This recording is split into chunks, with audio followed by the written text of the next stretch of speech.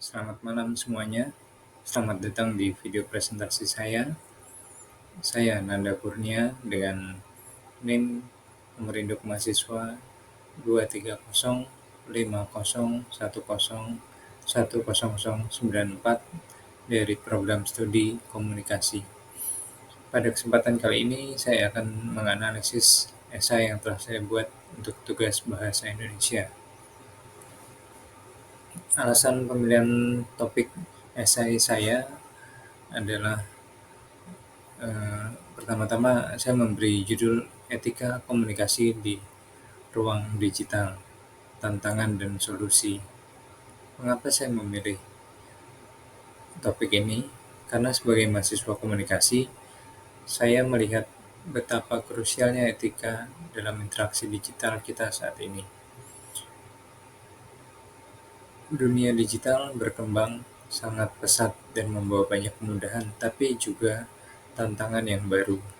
Dan penting bagi kita untuk membahas bagaimana kita bisa berkomunikasi dengan cara yang bertanggung jawab.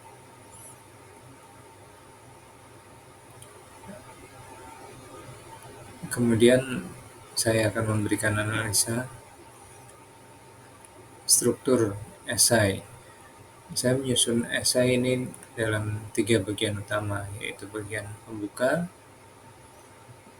tubuh esai, dan juga penutup. Pada paragraf pembuka, saya memakai model corong, yakni memulai bahasan secara umum tentang era digital, lalu mengerucut ke pernyataan tesis tentang tantangan dan solusi etika komunikasi. Ini saya gunakan agar pembaca langsung tahu inti dari argumentasi saya. Kemudian pada bagian tubuh esai, saya mempunyai 3 paragraf, yang masing-masing paragraf mempunyai gagasan utama yang berbeda tetapi saling berkaitan. Pada paragraf pertama, saya membahas anonimitas dan kecepatan hoax. Pada paragraf kedua, saya membahas tentang privasi dan jejak digital. Dan pada paragraf ketiga, saya membahas solusi-solusi komunikasi yang bisa kita terapkan. Dan saya berusaha memakai transisi yang mulus antara paragraf agar cerita dapat saling berkesinambungan. Dalam penulisan, saya juga berusaha keras menerapkan kaidah bahasa Indonesia yang baik dan benar, berupa ejaan, tata bahasa, semua yang diperlukan dan diperhatikan. Untuk memperkuat argumen, saya juga menyertakan beberapa referensi dari pakar. Teman-teman dapat menemukan referensi saya di sana, diantaranya adalah cyberbullying sebagai penggunaan teknologi informasi yang secara berulang-ulang untuk menyalahkan atau melecehkan orang lain, dan ini menekankan aspek pengulangan dan ketidakseimbangan kekuatan dalam komunikasi daring oleh dan always.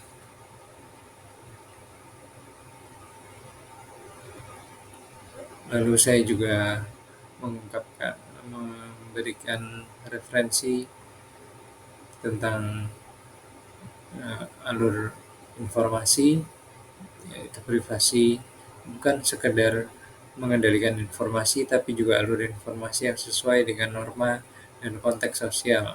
Setiap konteks memiliki aturan sendiri, siapa yang boleh mengirimkan data dan kepada siapa, dan dengan prinsip apa, serta bagaimana hal itu harus dipertahankan oleh Helen Nissenbaum. Lalu pada bagian solusi, saya mengutip pendapat dari Peter Kieslagger bahwa ia memperingatkan bahaya jika regulasi dikendalikan oleh Big Tech karena konflik kepentingan. Ia mengusulkan agar akademisi, pakar independen, dan masyarakat sipil lebih diberdayakan dalam proses regulasi demi menciptakan kebijakan yang adil dan berorientasi publik. Program literasi ini tentunya harus mencakup tidak hanya aspek teknis, tapi juga kemampuan kritis dalam memverifikasi informasi.